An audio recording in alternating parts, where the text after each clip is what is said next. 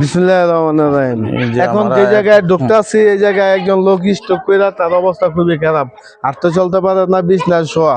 হ্যাঁ, মিয়া ভাই আসছে, আমরা আসছি তাদের দেখার জন্য।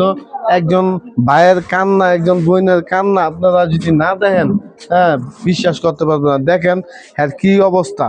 মিয়া ভাই আসেন, বৃত্তে আসো, একটু দেখাও। পুরা বিছনায় পড়া, তার অনেক অবস্থা খারাপ। হ্যাঁ, তার যে চলার মতন কোনো নেই, পথ নাই, কাজ কাম করতে পারে না, ফ্যামিলিটা পুরো অসহায় হয়ে পড়ছে। একবার অসহায় ফ্যামিলি, এরম অসহায় ফ্যামিলি, হ্যাঁ, আর কম হয়ে আছে দুই চারটা, অনেক অসহায় হয়ে পড়ছে। মিয়া ভাই এটাকে আগে দেখতে আসছিলেন? হ্যাঁ আসছিলাম, এর আগেও আসছিলাম, এর আগে করছি। তখন আর অপারেশন করতে হবে, ইয়েতে রেফার করছে,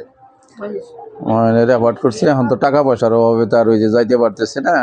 তা আপনাদের কাছে বাংলাদেশের বিত্তবান মানুষদের কাছে আমি অনুরোধ করি এবং প্রবাসী ভাইদের কাছে অনুরোধ করি যে আপনারা এই লোকটার দিকে তাকাইয়া আপনারা সাহায্যের হাত বাড়িয়ে দিন, যাতে আপনাদের সাহায্য সহযোগিতায় এই লোকটা অপারেশন করতে পারে। হয়তো আপনাদের সাহায্য সহযোগিতায় অপারেশন করলে আল্লাহ হয়তো তাকে শিফা দান করবেন, তখন হয়তো চলাফেরা করবে, তখন আর আমাদের সাহায্য সহযোগিতা করতে হবে না হয়তো।